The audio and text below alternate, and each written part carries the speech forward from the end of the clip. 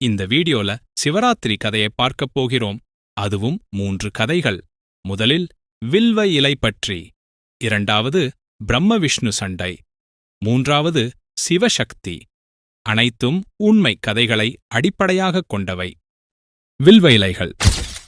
சிவராத்திரி நாளில ஒரு காட்டில் பல பறவைகளை கொன்ற வேட்டைக்காரன் ஒருவனை பசியுள்ள சிங்கம் ஒன்று துரத்தி சென்றுள்ளது.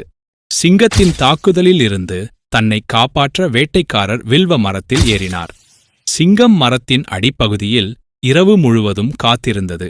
மரத்திலிருந்து தூக்கத்தில் விழுவதை தவிர்ப்பதற்காக விழித்திருக்க வேட்டைக்காரர் வில்வ மரத்தின் இலைகளை பறித்து கீழே இறக்கி போட்டு கொண்டே இருந்தார். அப்போது மரத்தின் அடிப்பகுதியில் அமைந்திருந்த ஒரு சிவலிங்கத்தின் மீது இலைகள் விழுந்தன.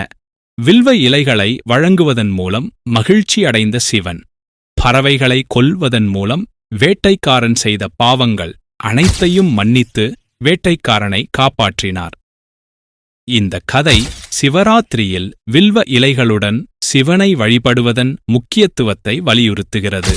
மகா சிவராத்திரி அன்று இரவு கண் விழித்து சிவ பூஜை செய்வதால் கிடைக்கும் மகிமையை உணர்த்த இந்த கதை.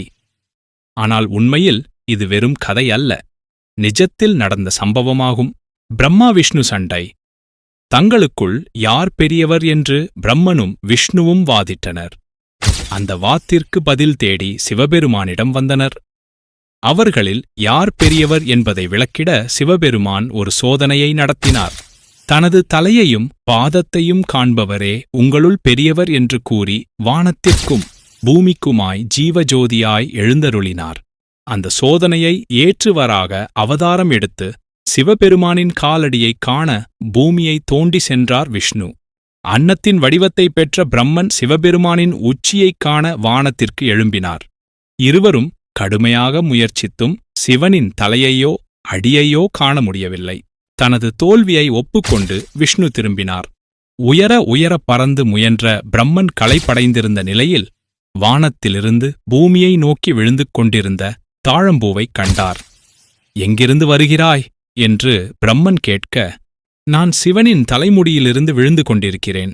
யுகம் யுகமாய் பயணித்தும் பூமியை அடையவில்லை என்று கூறியது. தான் சிவனின் தலைமுடியைக் கண்டதாக அவரிடம் சாட்சி கூறுமாறு பிரம்மன் கேட்க, தாழம்பூ அதற்கு ஒப்புக்கொண்டு அவ்வாறே சிவபெருமானிடமும் உரைத்தது. பிரம்மனுக்காக தாழம்பூ பொய் கூறியதைக் கேட்ட சிவபெருமான் கோபமுற்று ஜோதி வடிவாயிருந்தவர் அக்னி பிழம்பாக மாறினார். இதனால் இந்திரன், யமன், அக்னி, குபேரன் மற்றும் தேவர்களும் அமைதி பெற வேண்டினர். அவர்களின் வேண்டுதலை ஏற்ற சிவபெருமான் ஓர் மலையாய் அடங்கி சிறிய ஜோதியாய் அதன் உச்சியில் தென்பட அனைவரும் வணங்கினர். அந்த நாளே மகா சிவராத்திரியாக ஒவ்வொரு ஆண்டும் கொண்டாடப்படுகிறது. சிவசக்தி. சிவன் மற்றும் சக்தியின் திருமணத்தின் புராணக் கதை மகா சிவராத்திரி பண்டிகை தொடர்பான மிக முக்கியமான புராணக் கதைகளில் ஒன்றாகும். சிவன் தனது தெய்வீக மனைவியான சக்தியுடன் 2வது முறையாக திருமணம் செய்து கொண்டதை கதை விவரிக்கிறது. யாரும் அறிந்திராத சிவன் பார்வதியின் காதல் கதை. இது ஒரு தெய்வீக அன்பின் கதையாகும். கௌரி தேவி என்னும் பெண் பார்வதியாக மறுபிறவி எடுத்து சிவபெருமானை திருமணம் செய்து கொள்ள வேண்டும் என்ற அவரது வலுவான விருப்பம். இமயமலையின் ஆட்சியாளரான இமாவதா மற்றும் அவரது மனைவி மேனகா ஆகியோர் சிவபெருமானின் தீவிர பக்தர்கள் ஆவார்கள். மேலும் அவர்கள் தெய்வத்தையே திருமணம் செய்து கொள்ளக்கூடிய ஒரு பெண்ணை தன் மகளாக பெற்றெடுக்க விரும்பினார்கள். அதற்காக தவமும் புரிந்தார்கள். இதனைக் கண்ட கௌரி தேவி என்னும் சிவபெருமானின் மனைவி இவர்கள் ஆசையை நிறைவேற்ற தீர்மானித்து தீயில் குதித்து தன் உயிரை மாய்த்துக் கொண்டாள். பின்னர் அடுத்த பிறவியில் அவ்விருவருக்கும் பார்வதி என்னும் மகளாக பிறந்தார்.